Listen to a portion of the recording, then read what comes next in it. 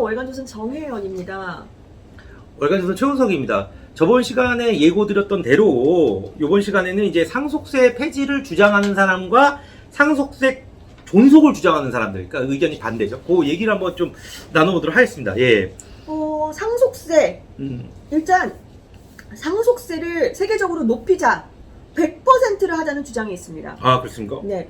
프랑스의 사회학자 뒤르케임이라는 사람은요. 네. 상속세는 성과주의와 맞지 않기 때문에 혈연 상속을 폐지하고 죽은 사람의 재산을 직업 집단에 귀속시켜야 한다. 직업 집단에 귀속시켜야 된다는 거는 예를 들어 이제 회사 회장이면 회사에 줘라. 네, 예. 그게 아니면 뭐 어디 사회 단체에 주든지 뭐 이렇게 아무튼 그 집. 근데 코인을 해갖고 엄청나게 돈 번 사람은 어떻게 해야 됩니까?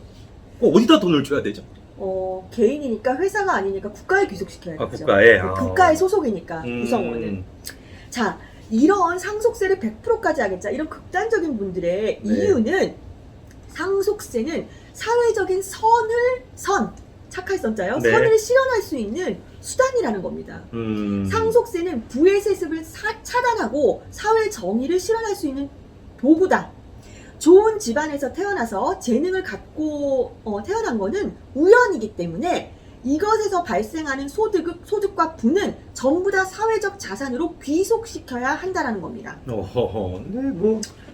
그럼 일리가 있다고 보여요. 네, 일리가 있고 또 이분들은 그 부자들에 대해서 부자들이 갖춘 이것을 본인 당대에 다 쓰고 마는 거고, 그 다음에 이 부자들의 부가 예를 들어 내 자식에게 잘 살게 해주겠거나 아니면 내 와이프에게 뭐 해주겠다 이런 게 아니라 오롯이 나를 위해서 썼다. 약간 이런 전제 하에서, 그러니까 나를 위해서 부를 축적했으니까 내가 떠날 때는 이 모든 것은 다 사회에 환원해야 된다.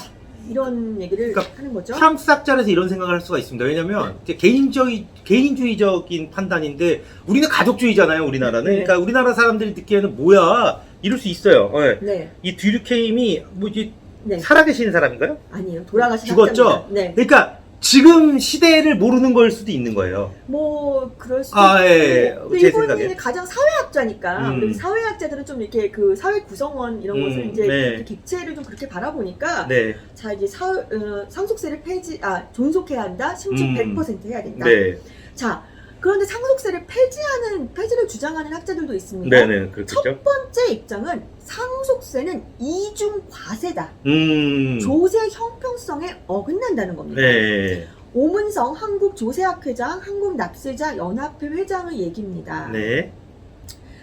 상속세는 사망할 때 남긴 재산에 부과하는 것인데 고인이 자산을 형성하는 과정에서 그렇죠. 이미 세금을 냈습니다. 네. 소득이 있었을 때 소득세를 냈고 그 법인에서 네. 이익이 났으면 법인세를 냈습니다. 그런데 남긴 자산에 대해서 또 과세를 하는 것이 맞느냐? 이것은 옳지 않다라는 얘기를 하고 있습니다. 그렇네요. 네. 그 이제 상법 박사인 이제 최준선 성균관대 교수 같은 경우는 재산을 취득할 때 네. 취득세를 냈습니다. 그렇죠. 부동산 같은 경우는 매년 보유세를 냈습니다. 네. 자, 그런데 그 재산이 그 명의자가 사망을 했다고 해서 거기 또 매긴다? 그럼 이제 이 명의자의 재산에는 세금을 대체 몇 번이나 물려야 하느냐? 이것은 2중, 3중 과세다라고 네. 주장을 합니다.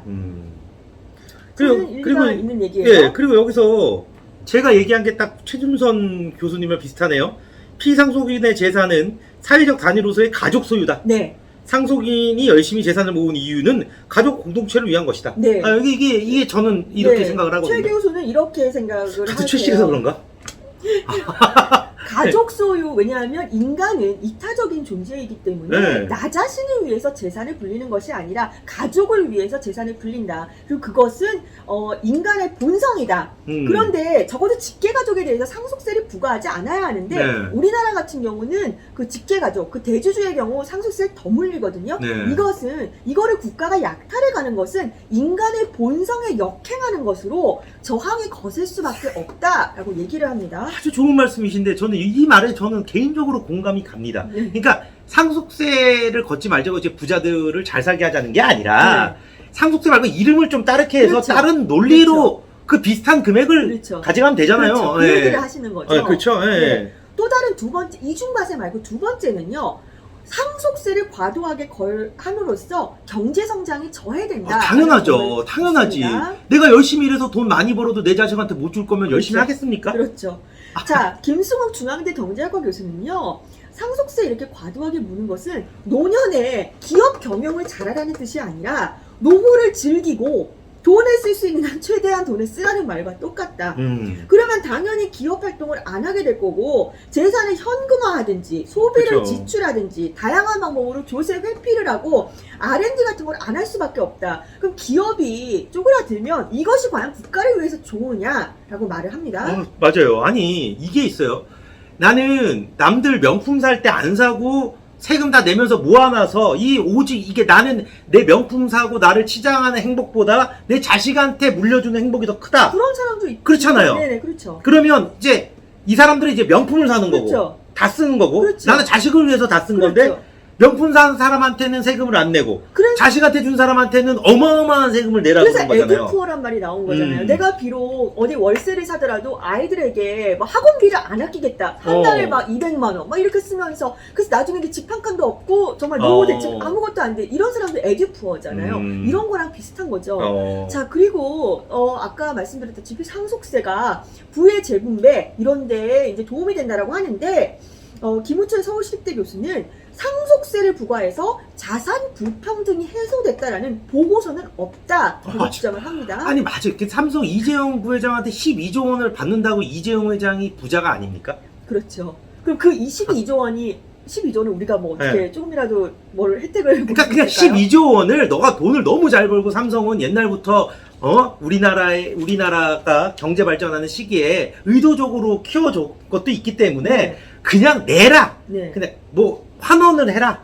아니면 그런 얘기죠. 뭐 그렇게 얘기하면 되지. 그렇죠. 상속세. 네. 네. 김우철 교수는 이런 얘기를 했습니다. 만약에 말 그대로 자산 불평등을 없애려면 가난한 사람 부자 할 거 없이 모든 상속에 대해서 다 세금을 부과하고 당연하죠. 당연하죠. 네, 그건 모든 당연하고. 사람이 우리 지금 소득세 내듯이 네. 다 그냥 누구나 죽으니까 전부 다 세금을 내고 이럴 경우는 모를까 사전 증여에 대해서도 전부 다 부과하고 이거를 일부 부자 특히 7,000명이 되는 사람에게 과도하게 물린다고 해서 자산 불평등이 해소되느냐 하는 얘기를 했는데요.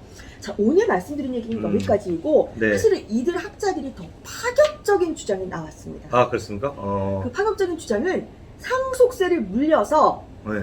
1,300만 명의 주식 투자자들이 네. 지금 엄청난 피해를 보고 있다라는 그런 주장을 해서 국회에서 국민의힘 국회의원들이 참석한 가운데 아주 대대적인 세미나가 열렸습니다. 그렇습니까? 이거는 아마 시청자분들 중에서도 주식 투자자가 있기 때문에 만약에 왜 상속세를 삼성이 내는데 내가 피해를 봐라고 생각하시는 분이 있을 수 있는데요. 이 굉장히 파격적인 주장이어서 이건 네. 다음 시간에 좀 더 자세히 말씀드리도록 하겠습니다. 그럼 다음 시간에 이렇게 파격적인 그 얘기를 들어보도록 하고요. 이번 시간은 여기서 마치도록 하겠습니다. 감사합니다.